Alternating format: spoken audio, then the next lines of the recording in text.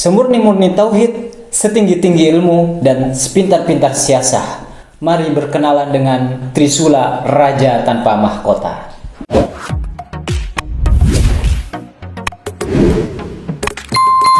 Tiga frasa, tiga kata kunci, yakni tauhid, ilmu, dan siasah.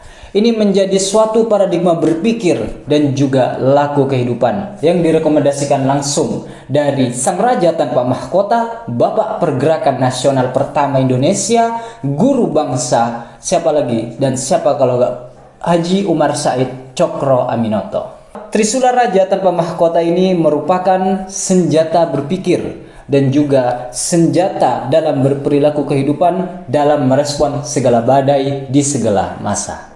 Tentunya Trisula Raja Tanpa Mahkota ini awalnya dimusyawarahkan dan menjadi suatu dasar nilai dalam program asas dan program tanzim syarikat Islam.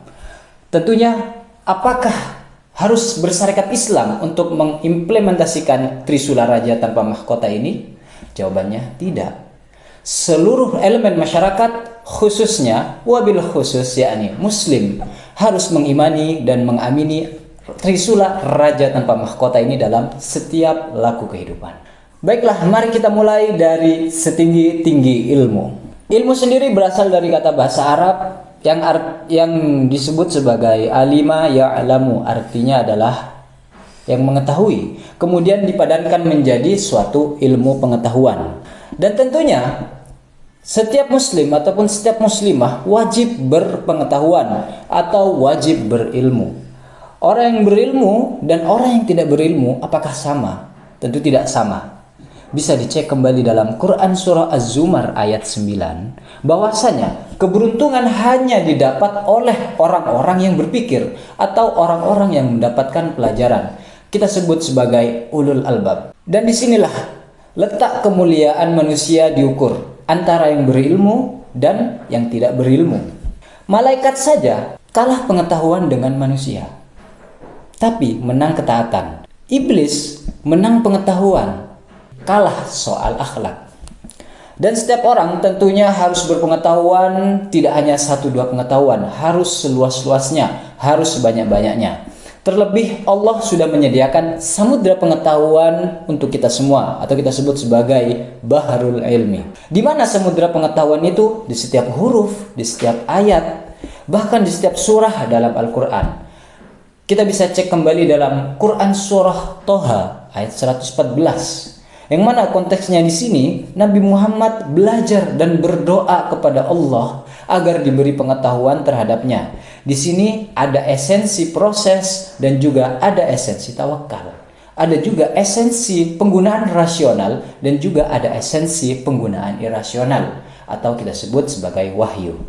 Tentunya esensi berpengetahuan itu sudah diwajibkan oleh Nabi Muhammad itu sendiri, sebagaimana hadis Nabi, talabul ilmi faridatun ala kulli muslimin wa muslimatin, bahwasanya wajib berilmu untuk setiap muslim maupun muslimah. Dan kembali ke pemikiran Haji Umar Said Cokro Aminoto, bahwasanya struktur berpikir Haji Umar Said Cokro Aminoto sendiri itu kalau boleh saya sebut ada 4, yakni bagaimana keilmuan soal Al-Quran, bagaimana kedua soal hadis, dan bagaimana ketiga soal tarikh ataupun sirah nabawi, dan yang terakhir tentang pengetahuan umum, kontemporer ataupun kontekstual.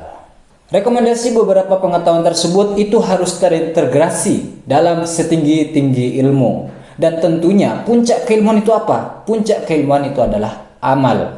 Bisa dicek teman-teman sekalian dalam diskursus ilmu tasawuf sendiri, puncak dari tasawuf itu apa? Puncak tasawuf adalah amal.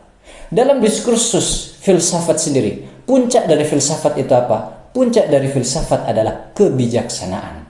Baik bijaksana dalam diri sendiri maupun bijaksana dalam merespon keadaan sosial. Mengamalkan suatu keilmuan tentu tidak hanya selesai kita mengkonsumsi pengetahuan, kita tahu, selesai. Bukan. Tapi tentunya ada implementasi selanjutnya dari segi akhlak ataupun budi pekerti. Seseorang boleh saja mengenyam ilmu pengetahuan apapun, tapi lagi-lagi bukan seberapa banyak pengetahuan dia konsumsi, tapi seberapa berdampak dalam segi akhlak, untuk dirinya sendiri, dalam segi budi pekerti, dampak sosial terhadap sekitar. Poin kedua, yakni sepintar-pintar siasah. Siasah yang dimaksud di sini bagi beberapa orang menyebutnya sebagai siasat. Tapi menurut saya siasat memiliki makna konotatif, yakni dengan tipu muslihat. Sehingga saya lebih cocoknya dengan sepintar-pintar siasah. Siasah itu memang berasal dari kata bahasa Arab. Kemudian dalam bahasa kekiniannya, yakni bisa kita sebut sebagai sepintar-pintar politik. Dan tentu banyak orang berpikir bahwasanya politik itu sebagaimana tahun politik di tahun 2024 yang telah berlalu disebutnya sebagai tahun politik. Bahwasanya dari skala nasional hingga skala daerah banyak terjadi dan banyak dilakukan. Bukan cuma banyak ya, tapi sudah dilakukan pemilu maupun pilkada. Lalu disebutnya orang ini sebagai politik. Tentu tidak, teman-teman sekalian. Bagi orang-orang yang menyebutnya sebagai politik itu hanya sekedar general pemilihan umum maupun pemilihan kepala daerah, itu terlalu mengkerdilkan makna politik itu sendiri. Bila kita sederhanakan, sepintar-pintar siasah bisa kita sebut sebagai sepintar-pintar strategi dan taktik. Kalau melihat pada masa itu, Haji Umar Said Tjokorobinoto selaku Ketua Umum Sarekat Islam mau tidak mau harus memikirkan bagaimana sepintar-pintar siasah organisasinya untuk menuju kemaslahatan sosial, bukan untuk menuju permasalahan sosial.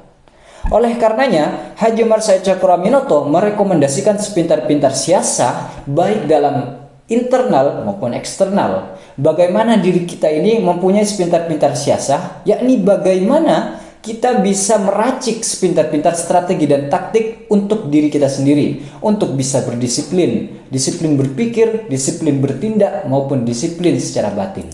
Lalu kemudian Haji Umar Said Tjokorobinoto dalam Trisula Raja Tanpa Mahkotanya ini juga merekomendasikan cara berpikir strategis dan taktik untuk bisa kita gunakan dalam merespon keadaan sosial, baik diri kita maupun skala sosial ataupun nasional. Yakni yang pertama, bisa kita kritisi bagaimana suatu keadaan itu bisa terjadi. Kedua, apa akibatnya bila itu terjadi. Kemudian saya tambahkan dalam pertanyaan ketiga, yakni apa dan bagaimana yang harus kita lakukan. Itu adalah beberapa pertanyaan untuk memantik daya kritis dalam sepintar-pintar siasah kita. Kemudian poin dasar dan juga poin utama, yakni semurni-murni tauhid. Inilah bagian penting dan pondasinya. Kita bisa saja pandai berpengetahuan. Kita bisa saja cerdik dalam bersiasah. Tapi lagi-lagi teman-teman sekalian, dalam semurni-murni tauhid yang kita tekankan adalah kesucian. Yakni bukan hanya suci dalam diskursus fikih saja, dalam diskursus taharah saja, enggak. Tapi semurni-murni tauhid kita membahas tentang kesucian hati dan jiwa kita. Bisa kita lihat teman-teman sekalian, banyak orang punya ilmu pengetahuan, banyak orang pintar. Ya enggak? Tapi bagaimana dari segi akhlaknya? Belum tentu sesuci hatinya. Kadang tentu kalau misalnya kita kontekskan dalam skala pejabat atau pemerintahan, banyak sekali teman-teman. Pejabat-pejabat kita itu sudah punya titel-titel akademik yang panjang. Tapi bisa dilihat teman-teman, banyak sekali ketika kampanye, janji-janji manis diobral. Tapi ketika sudah menjadi, justru tidak ditunaikan. Ini adalah bentuk berpengetahuan, tapi hatinya belum suci. Begitupun dalam sepintar-pintar siasah. Tidak lepas dari konteks yang tadi. Strategi maupun taktik dalam politik pemerintahan kita, politik pemerintahan dalam skala daerah maupun skala nasional, banyak ketimpangan-ketimpangan kebijakan yang tidak mencapai maslahah sosial. Ini sudah terlihat bagaimana tidak semurni-murni tauhid. Tidak ada dalamnya. Oleh karenanya, disebutnya sebagai semurni-murni tauhid, pondasi dan juga poin utama dari untuk menopang setinggi-tinggi ilmu dan juga sepintar-pintar siasah. Dan disinilah tauhid sebagai kiblat sekaligus kompas kehidupan. Tauhid itu adalah ilmu, tauhid itu adalah siasah. Tauhid adalah segala lini kehidupan. Ini adalah postulat kepastian yang memang tidak bisa diuji secara korespondensi, tapi selalu koheren Bahkan dalam ranah pragmatik bisa kita ujikan. Dalam skala pragmatik, ujiannya harus dalam menggunakan paradigma iman.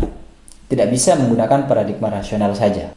Oke, selanjutnya, bagaimana Trisula Raja tanpa mahkota ini untuk bisa menjadi senjata berpikir dan senjata dalam merespon laku kehidupan? Kasus pertama, bagaimana teman-teman sekalian apabila kita lapar, kemudian kita tidak punya uang untuk membeli makanan, apa yang harus kita lakukan? Jawaban umum pastinya, teman-teman akan harus memilih bekerja, lalu kemudian digaji, mendapatkan uang, dan bisa membeli kebutuhan yang sesuai teman-teman inginkan. Apalagi dalam ranah konsumtif, teman-teman dalam menunaikan hajat laparnya akan menggunakan uang tersebut dari hasil pekerjaan. Tapi jawaban yang berasaskan tauhid, rekomendasinya apa? Berpuasalah teman-teman sekalian. Loh, kok bisa ketika kita lapar malah kita disuruh untuk berpuasa? Mari kita kritisi jawaban tersebut.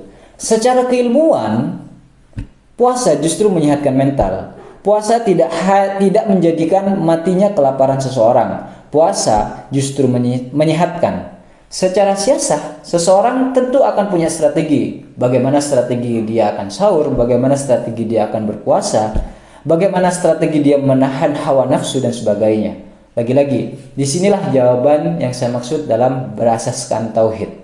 Apalagi Nabi Muhammad sudah menjelaskan dalam hadisnya, berpuasalah, niscaya kalian akan sehat. Contoh kasus kehidupan yang lain. Kita tidak punya uang ataupun kita merasa sempit rezekinya. Jawaban secara umum pasti, secara keilmuan itu kita dituntut untuk hemat. Kemudian secara siasah lagi-lagi kita disuruh untuk bekerja. Namun, jawaban berasaskan tauhid, Al-Quran hanya merekomendasikan untuk kita yang merasa sempit dan kekurangan rezekinya, kita harus bertakwa. Tidak ada ketentuan harus bekerja siang dan malam akan membuat kaya. Dalam Al-Quran syaratnya cuma satu, yakni takwa. Cek sendiri dalam Quran surah At-Talaq ayat 3, kemudian aksinya apa? Itu tertulis dalam Quran surah At-Talaq ayat 7, yakni infakkan apa yang Allah berikan kepadamu. Infak harta boleh, infak tenaga boleh, waktu boleh, dan segala-gala apa yang sudah diberikan Allah kepadamu, infakkan. Maka niscaya akan kaya dan diperluas rezekinya. Kalau teman-teman punya contoh lain untuk menambahkan contoh dari jawaban-jawaban berasas tauhid, silahkan tulis di kolom komentar. Dan perlu diingatkan sekali lagi teman-teman sekalian, antara tauhid, ilmu, dan siasah ini tidak bisa berdiri sendiri. Ketiga-tiganya harus berintegrasi, sehingga kita sebut sebagai Trisula Raja tanpa mahkota. Misalnya teman-teman belajar, maka berdoalah dulu. Misalnya teman-teman ingin memulai bekerja, maka jangan lupa berdoa. Jangan lupa di setiap waktu bekerjanya tetap harus tunaikan sholat dan juga sedekahkan hasilnya, sedekahkan gaji teman-teman sekalian. Dan tentunya banyak hal lagi soal keilmuan maupun secara siasah itu harus ditopang dengan semurni-murni tauhid. Sehingga apa? Sehingga teman-teman akan mengalami suatu ketenangan, bersih pemikirannya, dan juga tajam strateginya. Kemudian Haji Umar Said Cokroaminoto pun memberikan rekomendasi untuk menanamkan nilai-nilai Trisula Raja tanpa mahkotanya, yakni sebagaimana Quran surah Al-Baqarah ayat 163 yang esensinya yakni Allah dulu, Allah lagi, dan Allah seterusnya. Kemudian poin kedua, jangan sedih dan jangan takut dengan segala masalah, apalagi soal masa depan. Esensinya bisa teman-teman lihat di Quran surah Yunus ayat 62. Kemudian poin ketiga, jangan ngerasa lemah kalau Allah selalu membersamai. Esensinya bisa teman-teman cek dalam Quran surah Muhammad ayat 35. Begitulah teman-teman sekalian terkait semurni-murni tauhid, bahwasanya tauhid adalah mindset, tauhid adalah laku, tauhid adalah segalanya. Ketika pondasi ketauhidan ini sudah kokoh, maka segala hajat terpenuhi. Maka apa yang teman-teman inginkan akan tercapai. Jadi mari berprasangka sebaik-baiknya dengan Trisula Raja tanpa mahkota yang direkomendasikan oleh Haji Umar Said Cokroaminoto ini. Karena sebaik-baik prasangka adalah Allah menyukainya. Dan jangan lupa teman-teman sekalian pelajari ilmu-ilmu baru seluas-luasnya. Dan jangan lupa juga buatlah strategi dan taktik untuk menjadi dampak terhadap diri dan juga dampak terhadap sosial. Lagi-lagi, tauhid yang direkomendasikan ataupun semurni-murni tauhid yang Haji Mirsaid Cokroaminoto pondasikan itu tidak akan melalaikan hamba-hambanya. Sekian untuk Trisula Raja Tanpa Mahkota ini. Semoga menjadi hikmah dan silahkan ditunggu komentar dan pendapatnya.